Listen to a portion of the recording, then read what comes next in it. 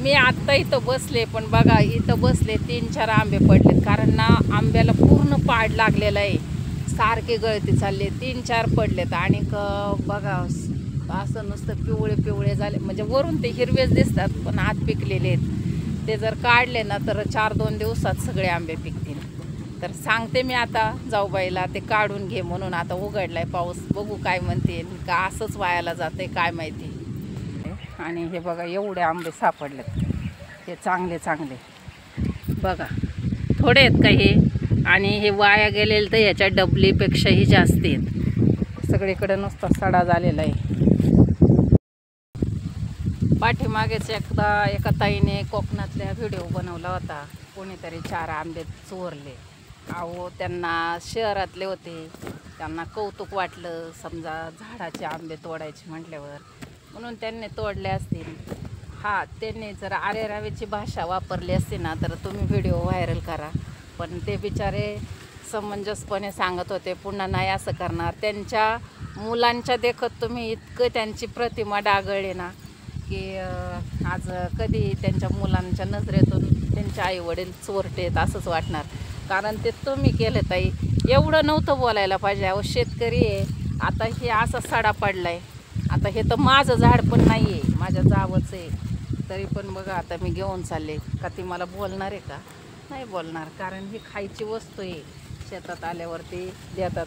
कोकणात खूप मेवा पिकतो, पण एका ताईने कोकणचं नाव थोडक्यात कमी केलं असं मला तरी वाटते.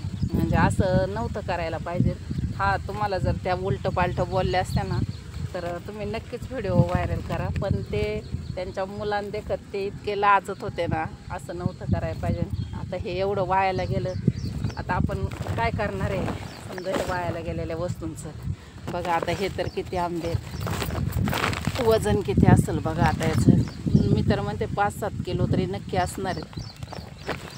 पण अहो घेतलं ना 4 तर नका बोलू असं. कोणाला शेतकरी आहे, कितीतरी वायाला जातं. आता ही बाजरी एवढी वायाला गेली, काय करणार आहे?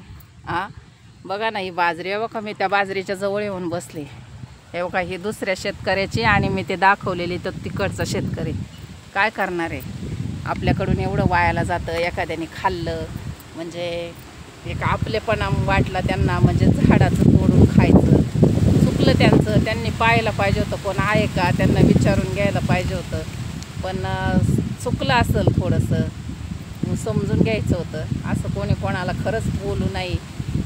आणि माफ करा, कोणाचं जर मन दुखवलं असेल तर माफ करा. पण माझं मत तर खरं वैयक्तिक असं आहे की शेतकरी आणि शेतकरी माले इतकं कोणाला बोलून तर माफ करा. कोणाचं मन दुखवलं असेल तर हा निसर्ग आहे, निसर्गाने नुकसान होते. आणि कोणी जर 4 तोडून खाल्ले तर आपलं मन मोठं ठेवा आणि सर्वांना सहकार्य करा.